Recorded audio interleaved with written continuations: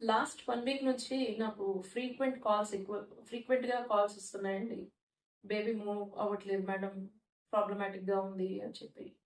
యాక్చువల్‌గా ఏంటంటే పొద్దున నుంచి సాయంత్రం వరకు మనం అట్‌లీస్ట్ 10-12 అవర్స్‌లో 10 టైమ్స్ అయినా కదలాలి అని చెప్పి daily feet and movement count of 10 అని చెప్పి చెప్తాము పేషెంట్స్‌కి. సో, అలా 10 టైమ్స్ కదలకుండా 7, 8 టైమ్స్ కదులుతుందా? లేదా అస్సలు కదలకుండా ఉంటుందా?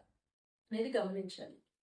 ఇంకోటేంటంటే, మనం ఎక్కువ పెద్ద సౌండ్స్ చేసినప్పుడు గానీ, మ్యూజిక్ విన్నప్పుడు గానీ, రోజు కదిలే బేబీ ఇవాళ కదలట్లేదు.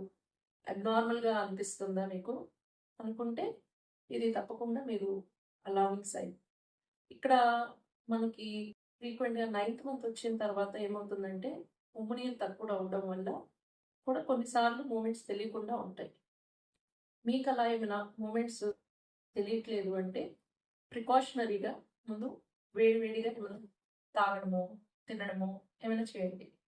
నెక్స్ట్ బేబీ దగ్గరికి, పొట్ట దగ్గరికెళ్ళి చేత్తో స్పర్శ, టచ్ చేసేయండి. ఆ తర్వాత కూడా మూవ్ అవ్వట్లేదు. దాన్ని ఒకసారి పిల్లలు నిద్రపోతూ ఉంటారు కడుపులో. సో, అప్పుడు మనకి మూమెంట్స్ తెలీవు. వాళ్ళని లేపడానికి ట్రై చేయండి.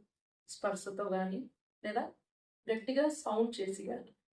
అయినప్పటికీ ఇంకా మూమెంట్స్ రావట్లేదు అంటే మీ గైనకాలజిస్ట్‌ని కన్సల్ట్ చేయండి.